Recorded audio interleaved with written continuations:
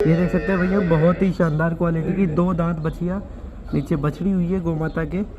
और इसकी एडर की क्वालिटी देखना, थनों का गैप, एडर की फिटिंग, फुल हाइटेड 2 दांत फर्स्ट लैक्टेशन बछिया, कान, माथा, आँखें बिल्कुल शानदार क्वालिटी। और इसकी बछड़ी की भी बहुत ही प्यारी क्वालिटी है, बिल्कुल पतली चमड़ी वाली। चला गए बस लिया। देखो एडर की क्वालिटी, थनों का गैप देखो चारों साइड से।